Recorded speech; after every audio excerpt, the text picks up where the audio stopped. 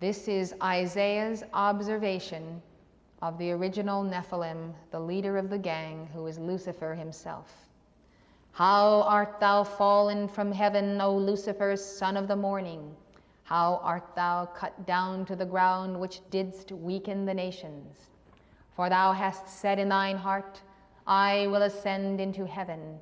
I will exalt my throne above the stars of God. The stars are the sons of God. Lucifer is saying, I will exalt my throne above the sons of God. I will sit also upon the mount of the congregation in the sides of the north. I will ascend above the heights of the clouds. I will be like the Most High. On earth today, this is fulfilled. The Nephilim exalt their throne, their authority, above the sons of God. They put out such a momentum of condemnation upon the sons of God that the sons of God believe that they are inferior to them until they are educated otherwise. And that is our job. Now, this falling down of the Nephilim, or the fallen ones, it is recorded in chapter 12 of the book of Revelation. And there was war in heaven. Michael and his angels fought against the dragon, and the dragon fought and his angels, and prevailed not. Neither was their place found any more in heaven. And the great dragon was cast out, that old serpent called the devil and Satan, which deceiveth the whole world. He was cast out into the earth, and his angels were cast out with him. So they were cast down, they were thrust from their positions of authority and intimacy with God. But they never accepted the judgment. They determined to continue to rule in the earth as they had enjoyed privilege in heaven. And you will find this out about the fallen ones. They do not accept their fall, and therefore their aura does not project that image of themselves. And the projection of the aura is oftentimes what you get as the reading of an individual. The self-esteem of fallen ones so hits you that you don't go beyond that veneer, pierce that aura, and find at the very core the judgment of Almighty God that says they have no right to rule in the earth. They are usurpers of the positions of the sons of God. This is very, very important, because the entire sanctification of the power of the fallen ones lies in this. They are karma dodgers. They dodge their karma by clever scientific uses of energy in the aura.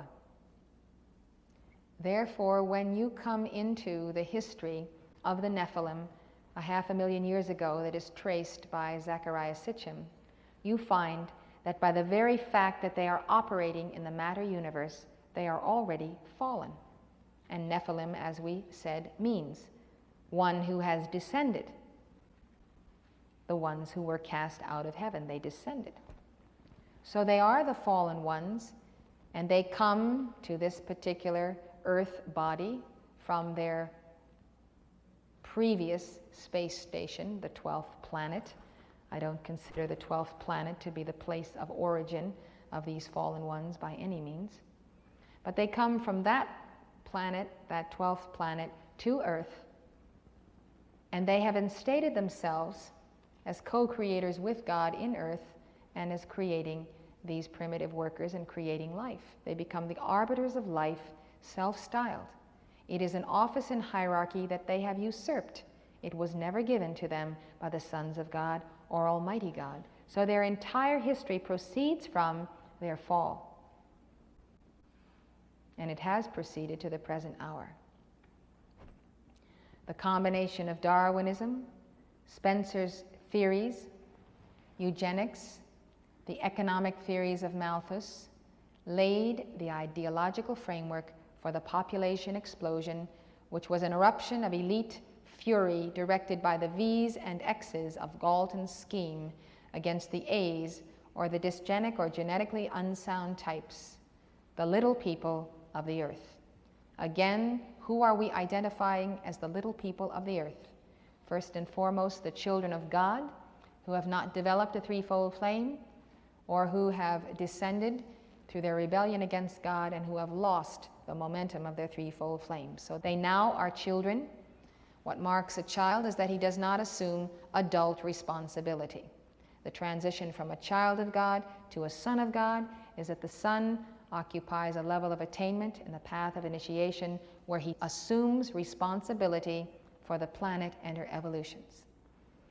So the little people are God's children who have not developed their God potential side by side with mechanization man. They're combined as one, they move as one, they identify together until they separate out. So it's these little people that the fallen ones desire to control. They have a method and a madness and a reason for controlling both. They want to control their primitive workers so they don't multiply and overtake them. Remember, one of the signs of the fallen ones is that they're licentious and lustful and extremely promiscuous sexually. You find them in the legislatures and in the Senate of the federal government. You find articles and stories about the fast life they live, and it's understood that they are that kind of people. This is what they do, and everybody should just wink and ignore the fact of their promiscuity. That came because of their intense hatred of the Divine Mother, and the way to get even with the Divine Mother is to squander her sacred fire. So their lust is the very lust of the devil himself. This lust then caused the Nephilim to rebel against the purity of their own lineage and to begin to have relations with the primitive workers.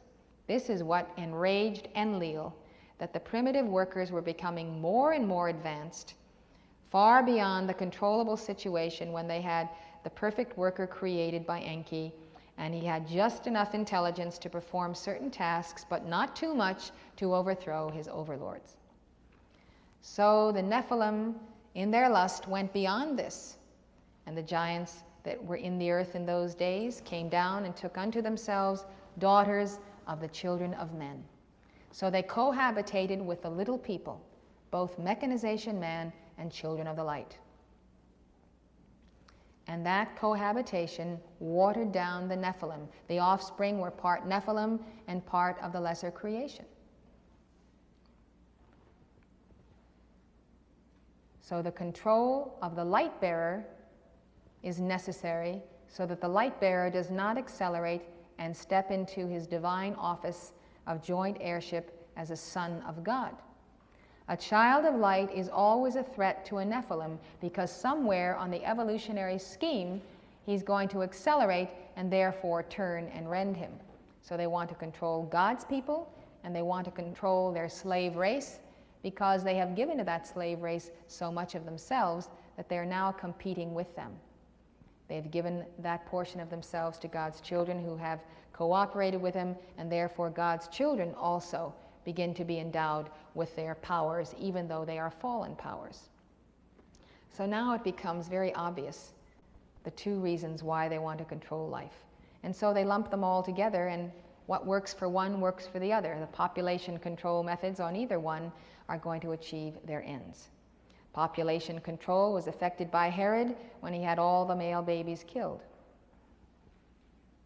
in order to get at that one who was the incarnation of the Son of God, and one Son of God incarnate on the planet causes all of the Nephilim to tremble.